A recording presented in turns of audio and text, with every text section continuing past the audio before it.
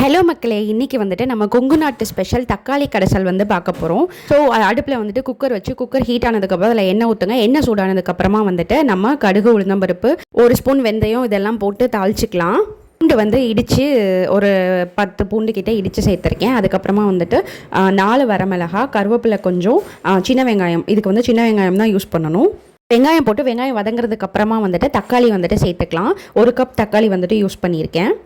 இதுக்கு வந்துட்டு நம்ம போட்ட காரம் பத்தாது, அதுக்காண்டி தனி மிளகாய் தூள் வந்துட்டு 1 டேபிள் ஸ்பூன் எக்ஸ்ட்ராவாக சேர்த்துருக்கேன். அதுக்கப்புறமா கொஞ்சோண்டு மஞ்சத்தூள், உப்பு இதெல்லாம் சேர்த்துட்டு குக்கர் வந்துட்டு க்ளோஸ் பண்ணிவிட்டு ஒரு 3 விசில் விட்டு எடுத்துடலாம். இதில் வந்துட்டு நான் தண்ணியே விடலை. இதில் உள்ள தண்ணி வந்துட்டு தக்காளிலையும் உப்புலையும் இருந்து வந்த தண்ணி மட்டும். ஸோ அந்த தண்ணியை வந்துட்டு நம்ம தனியாக எடுத்து வச்சுட்டு தேவையான அளவு மல்லி இலை போட்டு அதை வந்துட்டு நல்லா மத்து வச்சு கடைஞ்சி எடுத்துக்கோங்க. கடைசியாக அந்த தண்ணியை வந்துட்டு நம்ம கடைஞ்ச தக்காளி கூட வந்துட்டு சேர்த்துக்கலாம். ஏன் நல்லா கலக்கி விட்டு எடுத்தோம் அப்படின்னா சூப்பரான தக்காளி கடைசல் வந்துட்டு ரெடி ஆயிடுச்சு. ட்ரை பண்ணி பாருங்கள், சூப்பராக இருக்கும்.